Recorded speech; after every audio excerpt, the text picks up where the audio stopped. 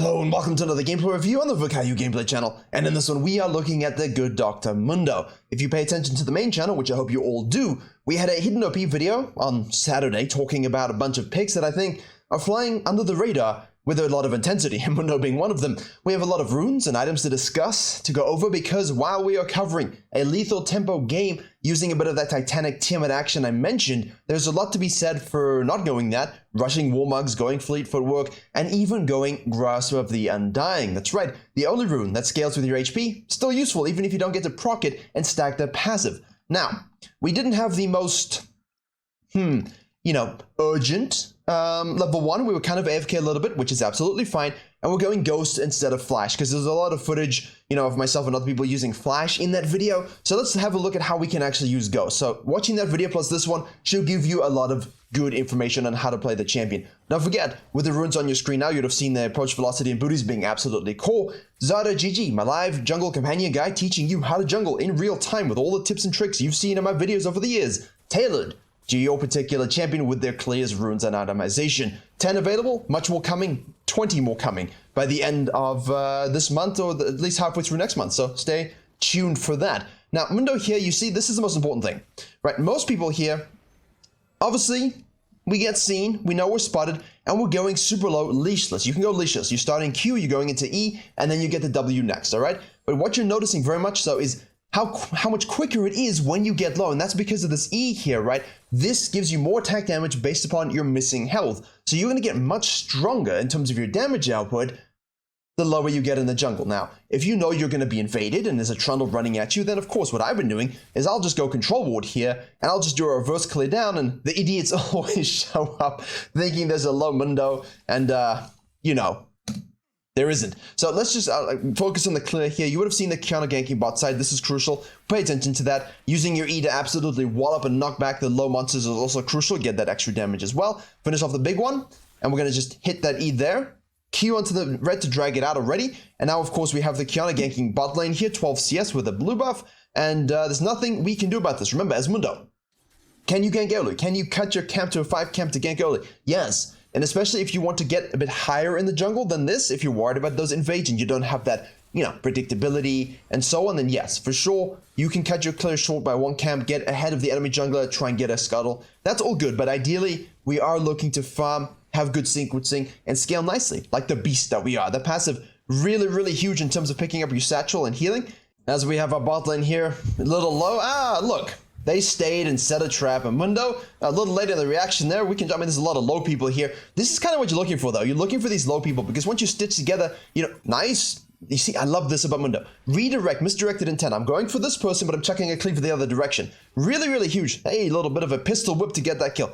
That's how you want to play, okay? If you don't need to, you would have seen that in the hidden OP jungler video as well, where I was hitting one person and I just knew they were going to die from the E and from the W, so I just chucked the cleave in the other direction to slow them so I can chase them down afterwards. Really, really crucial in that sense. You see how quickly it is to take the scuttle crab as well. Remember, our whole kit basically scales with bonus HP. So the crucial aspect about Mundo and why that team meta is so good is because obviously that bonus AD, the alacrity from the rune set, plus the splash damage of Tiamat and Balmy Cinder combined allows you to farm super, super quick, but at the same time, so much damage for towers, so much damage in all those fights you get into, especially when you're lower HP, getting that bonus AD damage proc as well. But the HP from Titanic Hydra, and of course, Warmugs, and every other item you build is not only giving you more AD for every single auto attack, right? It's also giving you extra damage and healing from your bonus HP. And this is essentially what you're looking to do. Look at this. Okay, little edge. No, one more cleaver. There we go. Edge of the hitbox there on the cleaver, but this is it. Full clear. Look for some action, get a crab. If the enemy jungler is inefficient, double scuttle and gank every lane in your process. This is it. This is the dream start. If you can mimic this, you're basically primed for a free win every single time. Now, 2-0-1, back to base. The Kiana now is a little bit screwed, although I think we can probably anticipate, given the cadence of,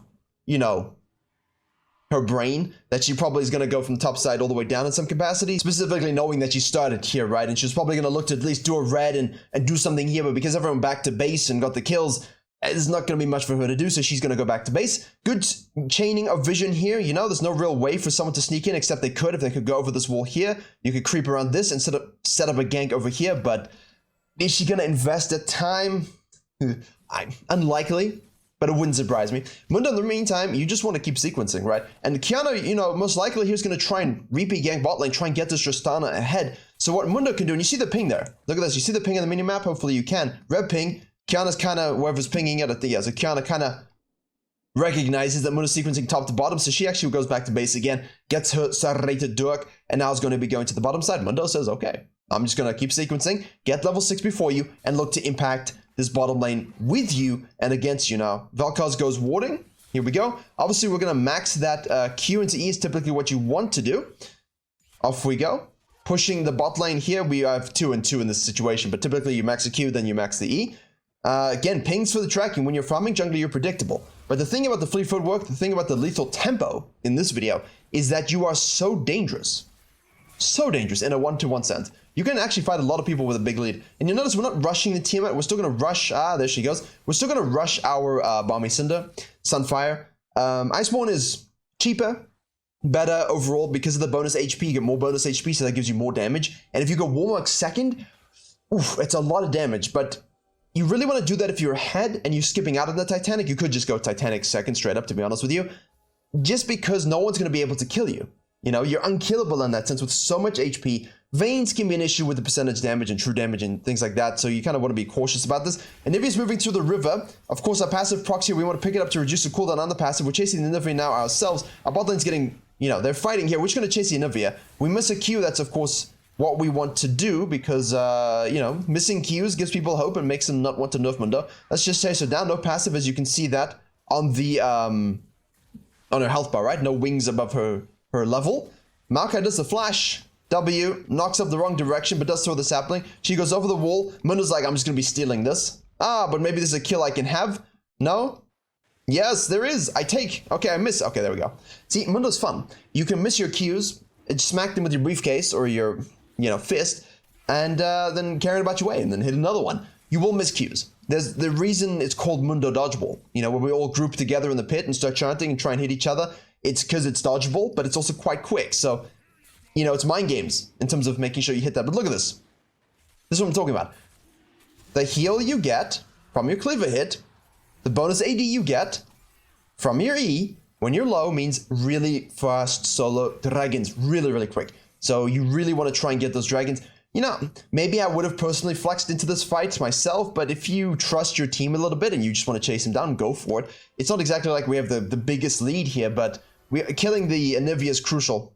You're not going to have this be up too long, I feel like. 6 seconds. This is not going to be up a long, long time. That's why I'm not fully on board with it. I do get it in the 1v1 sense. Like, it's really disgusting if you're going to start to really push that advantage.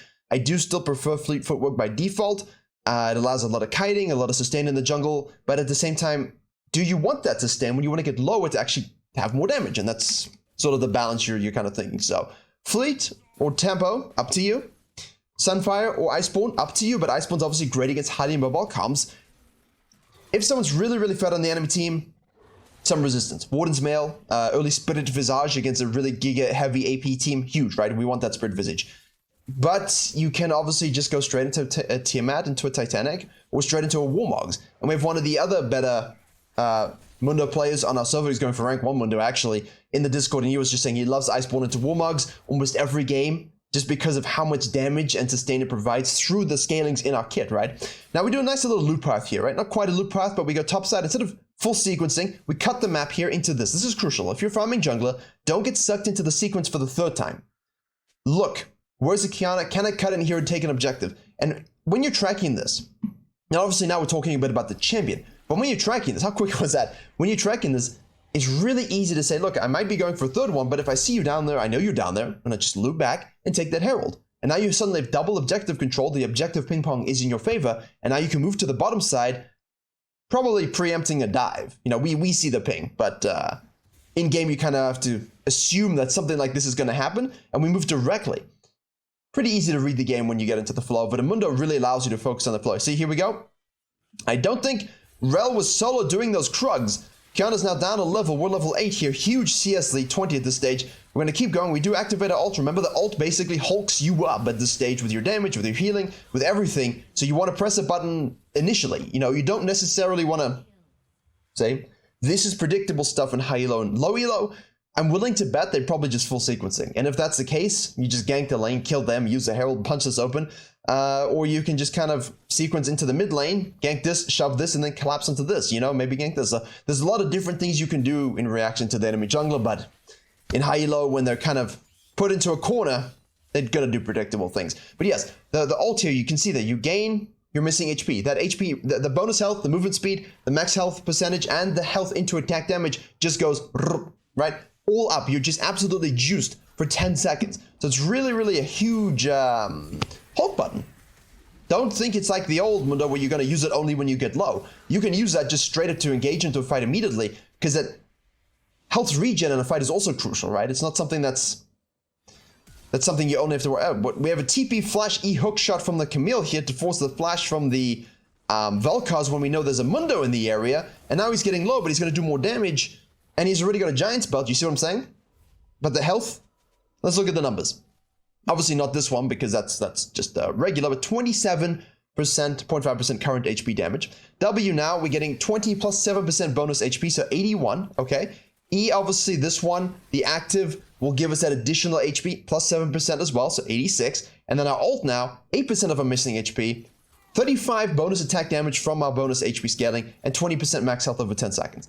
So that's the scaling you're looking at with a Giant's Belt plus Sunfire, right? So let's say 35, 86, and obviously 81. So it's a lot of damage to get bonus from just HP.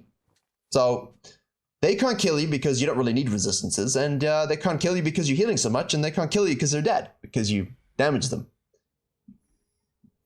He's gone for the Russian Anathemas chain. Now this is another concept that you could use, and you kind of go with the Tiamat and the Titanic later in the game. You don't necessarily rush it, although it does have a very good win rate second, but it does also have an even better win rate fourth, fifth, and so on. I'm of the mind that I kind of want to get that earlier. You can go with the Giant's Belt as well into that Titanic, but hello, Q, E, Q. Oh, sorry, auto Q, excuse me. I'm just, you just let people activate this R. You see, now we amp ourselves up completely. Our passive drops, we need to pick that up if we want to get some bonus healing. But we didn't. We just slapped her against the wall. Yeah, you're seeing a great example of how much damage and sustain you can. This is what people complain about towers. This is a very cute death animation in his coffin. People get upset about towers not doing enough damage, but in that case, it's really just the Mundo gap at this stage. But the picking up of the canister, does give you that bonus healing and reduction. But remember, at late game, this is 15 seconds, and you pick up the canister, it refunds it by 15 seconds. So if you pick it up, you've got that passive, that CC immunity up again. But obviously, what people don't realize is that his passive also gives you that regeneration, right? There we go, 1.2 max HP every 5 seconds. And now, yes, obviously, I'm saying you can just kind of Hulk yourself out with the ultimate. It does give you that immediate 8% missing HP boost. So if you are low, it does give you added benefit. But don't be afraid to just use it straight up front if you want to run people down with your bonus attack damage. Now look at our E, for example, we're at 132 with Anathema's chains finished. Hey, you're pushing bot lane. Can Mundo have some fun, please? Yes, let's go. Target focus, obviously, use your W. You get that gray health, and if you detonate it against champions, you get that full 100% heal, which is something you really want to pay attention to as well. So if someone's going to leave a situation, bone damage. Easy triple. If someone's going to leave, not lose. Lose and leave, doesn't really matter. You can detonate this preemptively, right? And that just gives you that heal and gets you that burst damage that you need, because the recast detonates it, you see? But it's not something that you really need to worry about too much if you're in the middle of a long drawn out fight. But if someone's going to dash away from you, and if you just press a button they die with 117 magic damage, press a button, you get the healing, you get the kill. Now that's another dragon killed, and we could use a bit of counter jungling here if she's, if we think everyone's going to the top side, but because our support's top, our top is top, our mid is top, and our ADC's just getting back to lane, I don't feel like giving a whole bunch of shutdowns by moving into the jungle. And how unassuming was this? We're 12-1 and 2, and I'm waxing hysterical about builds and theory crafting and the different concepts that you can have with the champion. And I like that. It's interesting when you've got a hidden OP champion with a lot of choices. Just in this video, we've talked about rune choices, mythic choices, second choices. You got Anathemas. You didn't even mention that at the beginning. I do think you can go a little bit later if you want, but at the same time, if you're really, really fed, and there's only one person you have to deal with, in this case, the Tristana, or the Kiana maybe, why would you, you could get 200 less HP from the Warmogs to the Anathems, but get the benefit of the active here. So, sorry, my bad, 150. And haste. We do enjoy haste. Mundo does like haste. Everyone likes haste. Haste is good. Camille's low. Rel is top lane. I'm seeing a bit more Rel lately, actually. This buff seems to have done a little bit of juiciness, the unmounted movement speed. Now, of course, if you can get around the map and actually play the game, it's great. Yeah, passive, pick it up, get healed, and now, of course, you can see that... we can't see it. But you can see the HP there, right? Look at how it's going up here.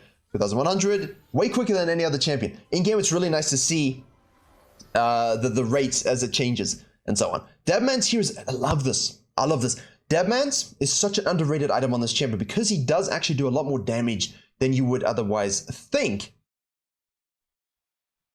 You see where I'm going with this? Movement speed, stickability, bonus damage proc. We don't really need the armor. A lot of HP, right? Another 300 HP. But the movement speed component plus that damage from the movement speed is huge. Up to 135 physical damage. So you, just by building HP, you become such a giga healer with so much attack damage. It's really such a beautifully unique kit in that sense, right? Because a lot of times you've got the Sejuani, which has the armor passive, and the resistance passive, so you can just go Warmogs because you inherently have passive. You inherently have a passive that means you don't need those resistances. Or it obviously scales with all of them, but the same kind of principle here.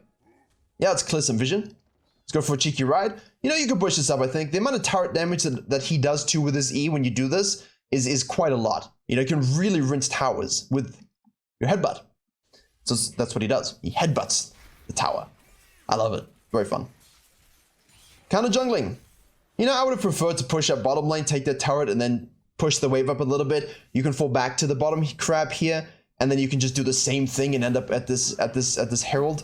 And if the herald is being snuck away anyway, as it is, because obviously they have that positioning, that's fine. I'll give him that second herald just to really push this up, so now my ADC can join. And if you really want the herald, just go direct. Just go straight forward. Don't counter jungle. Just go straight forward, snack it, deny it, fall back to your blue side. But I'm more of a... This is a free card camp, so... And as you saw with a smite and a smack of your E, thing dies pretty quickly. Okay, what shall we go next, actually? And this is great because, I saw the build, I knew it was very different to what I talked about on Saturday, which is why I chose it. But... Interesting. Spirit Visage here, I think, is quite logical against the Anivia as she scales. Normally. But in this case, she's 0-5-0. You've absolutely abused her. She's not going to do much damage to you. You could just straight up go for a Warmogs at this point, enhance your damage even more, and if you ever get chunked, right, you can just move out of position and really heal yourself up. Okay, we're showing and forcing the flash. We're going to chase down here. We're not going to waste our ultimate on our Ghost. The Ghost is something we didn't really talk about because it's so unassuming, right? You press it, you go, you get the resets. It's nice. We'll make note of it here. The Anivia is going to be cut off. She's forced to flash over the wall. And now we can just chase people down. You really are a damage soaker. You just... Not a soaker like Star Wars. A damage soaker. You just rush in at people. You use your W perfectly. You activate your ultimate. You've got the Ghost active here. You keep chaining together your autos. You keep using your lethal temper proc. You use your fleet footwork. Smack in the face with an E. You keep chasing it down with a cleaver. Look at this. Okay, now the lack of resistances mean you are susceptible to being killed. Should they pile enough together. And remember, Leandry's is a percentage HP item, so once more, 2 and 2 together. I do think, in this particular game, the coin flip will be the Anivia getting super fed for wave clear, and it will be tough to kind of keep her in control should you give her enough shutdowns, give them a bounty on the Baron, or a bounty on the Towers of the Dragon. I think a Spirit Visage would make a lot more sense, but as you can see from the itemization, as we are giving them even more bounties. For some reason. I mean, look, you gotta enjoy yourself. And Mundo goes where he pleases. Do you think he enjoyed himself? I would have enjoyed myself. We're going straight for the Titanic here. We are going all out damage Mundo, which is a lot of HP on the Mundo. 3,900. Now remember, if you're going Grasp of the Undying, you get that healing component as well. You don't get the passive procs, obviously, because you're not in the top lane. But you can take Revitalize. Okay? And obviously go Font of Life, which helps out a little bit. You've got there the conditioning, as you will as well, with a bit more resistances. Obviously nerfed conditioning, but still conditioning nonetheless. And that's an interesting alternative. But here, obviously, the Alacrity plus a Triumph proc in fights, chain together with the Ghost. There's a lot of synergy with that, Right. Out of position, don't do the dragon, rotate to the fight, nice ult by the Ornn. Kiana tries to hit an ultimate. Mundo's just juicing himself, hulking himself, chasing down priority targets. Let's go ahead and kill that Rel. Apparently she's a priority target because she is the lowest. And if he's chucking things out on the back line here, the cleaver misses, but is it enough? You see, you can miss a cleaver. The healing will be good. And we died. So, personally, I'm going Spirit Visage there just to avoid this kind of situation because it can come back to bite you. 17 kills, you are kiteable. Yes, your passive is up pretty frequently in the late game, especially all the time when you're picking up the canister, but you're not always going to be able to pick up the canister.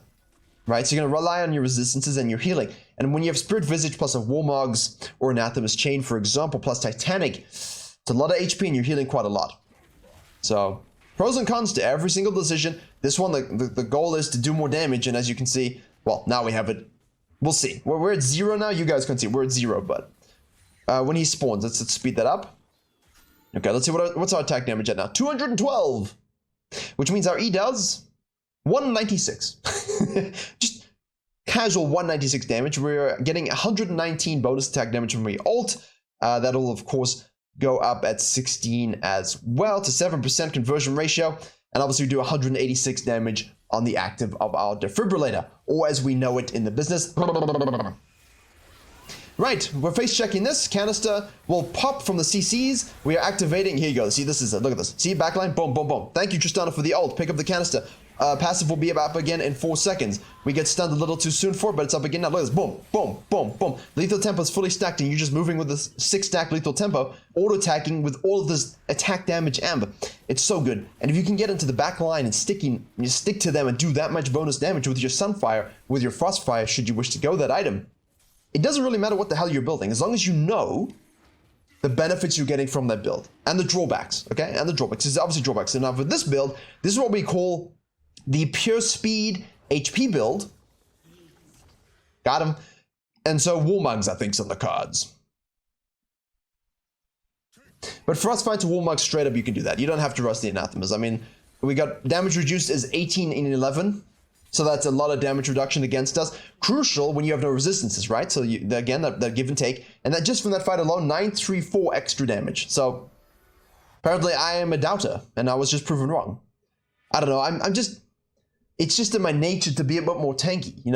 I know Mundo's a fighter tank. I know Ornn's a tank fighter. I know Volibear's a fighter tank. I know all my champions have that kind of blurred definition. But I do like to be a tank who's unkillable.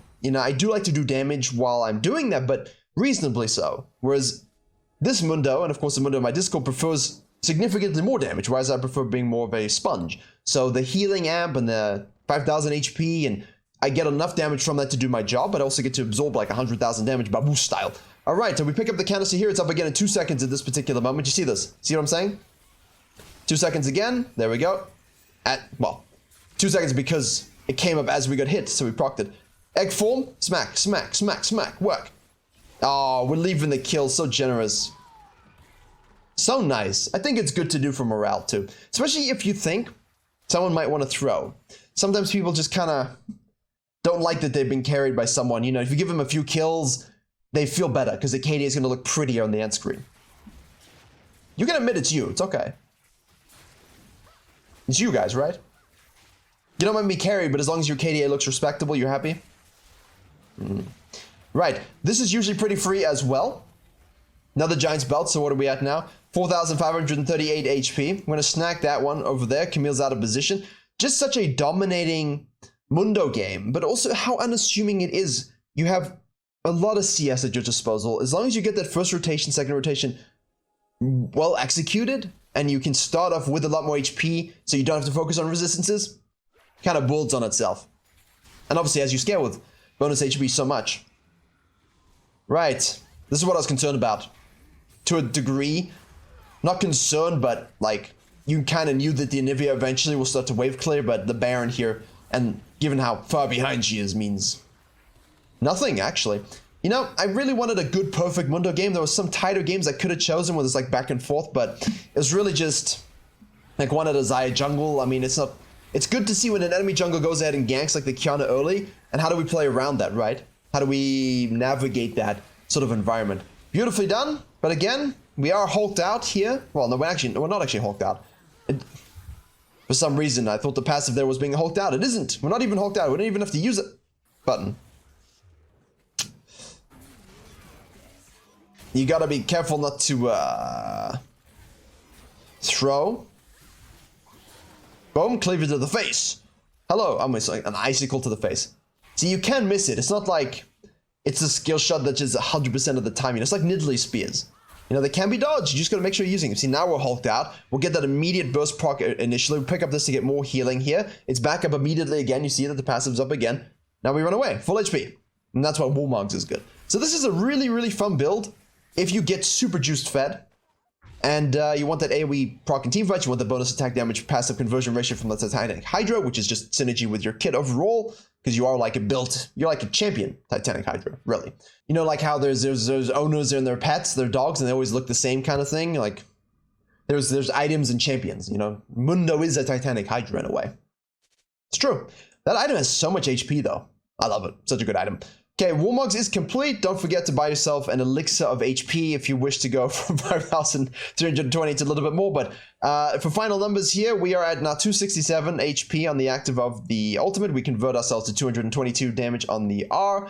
Our W now does 272 magic damage upon activation. And our regeneration is at 1.5. That doesn't scale nearly as well, but it's obviously huge amounts relatively. And with Warmogs. Chuck a spear. Sorry, chuck an icicle cleaver. Mundo, Maokai.